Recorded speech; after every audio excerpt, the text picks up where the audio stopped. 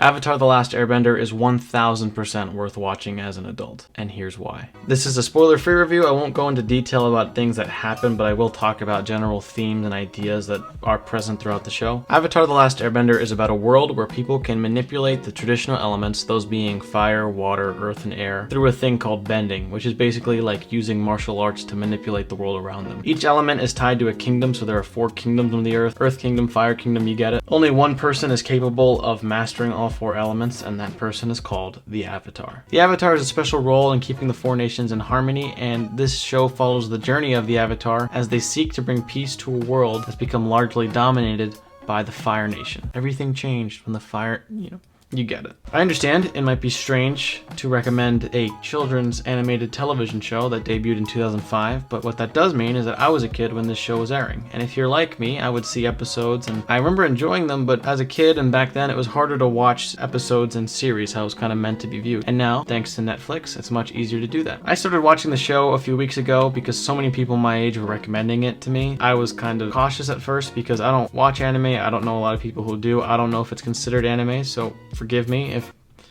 but after watching it and finishing the series, I do have to say, yeah, the show is freaking amazing. I was blown away. Yeah, it immersed me in a world that I didn't think I would care that deeply about, and by the end I was yearning for more time with these characters and to just be immersed in that world longer. Few movies even have pulled me into a story so tightly the way Avatar: The Last Airbender does.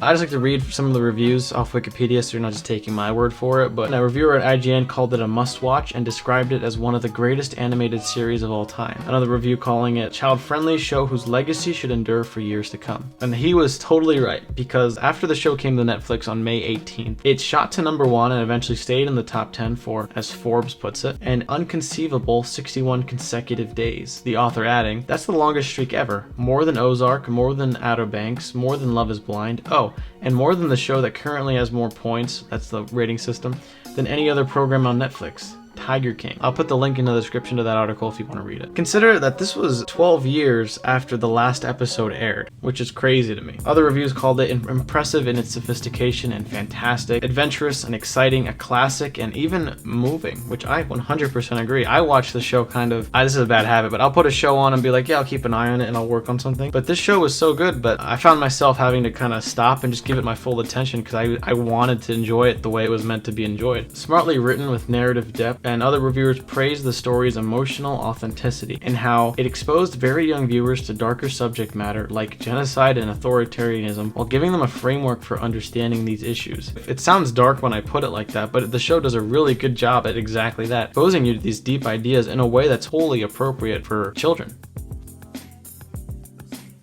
If you're a fan of Lord of the Rings, Harry Potter, or even Avengers, you'll love the level of world building that you see in Avatar: The Last Airbender, as well as the combination of complex character arcs and themes that are present throughout this show. For an animated series, let alone a television show or even a movie, Avatar: The Last Airbender has some of the best storytelling I've ever seen across any medium. The characters are really interesting and their own arcs and developments tie into some way the greater theme and journey of the show as it progresses in a really satisfying way. Characters at the beginning that you dislike, you start to grow to understand, even sympathize with, and vice versa. The depth to each character is slowly mined as the series progresses, and new ones are introduced that you grow attached to so quickly. The writing is so well done. The arcs themselves tie into themes such as parenthood, destiny, inner growth, discipline, to even real-world issues like mentioned before, and it's done in such a way that's thought-provoking and entertaining. Watching this show as a grown-up is valuable because you understand these things, but even though it's a kid show, I found myself being reminded of lessons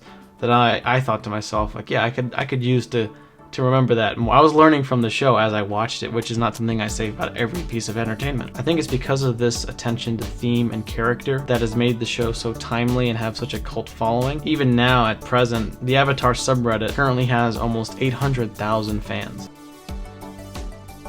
One of the best things about the series to me is the influence of East Asian culture and mythology on the series. Growing up in the American school system, I always felt like we were never taught much about the history of the Asian continent, more, how we got to America, which makes sense, but we were never really exposed to those ways of thinking and mythologies that are really present throughout the show. I personally found myself super interested by the different ways of thinking and looking at the world in ways I never considered. A cultural consultant, calligrapher, and martial arts specialists were part of the team in order to respect and honor the ideas and cultures that the show was borrowing from and incorporating into the story. One of the cool details I thought in the show was how each bending style has a unique real-life martial arts style that reflects the element that they use. For example, practitioners of waterbending use movements influenced by Tai Chi and focused on alignment, body structure, breath, and visualization. Hungar, if I'm pronouncing that right, was the inspiration for practitioners of earthbending and used for its firmly rooted stances and powerful strikes as a representation of the solidity of earth. Northern Shaolin, which uses strong arm and leg movements, was chosen to represent firebending. Bagua, which uses dynamic circular movements and quick directional changes, was used for airbending.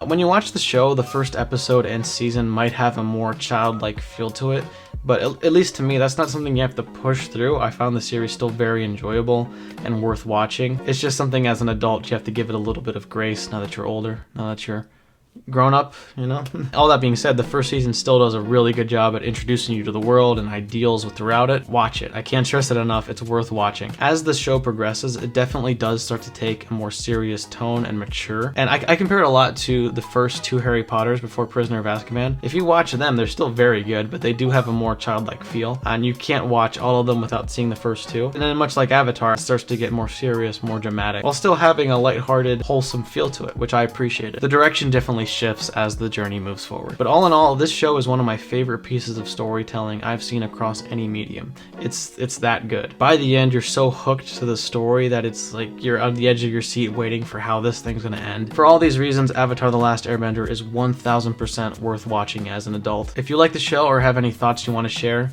let me know in the comments. Please remember to subscribe and like the video if you enjoyed it or learned something from it. It means so much to me and helps the channel out a lot. I'm personally looking forward to Legend of Korra, which came out very recently. So thanks so much. Have a good day.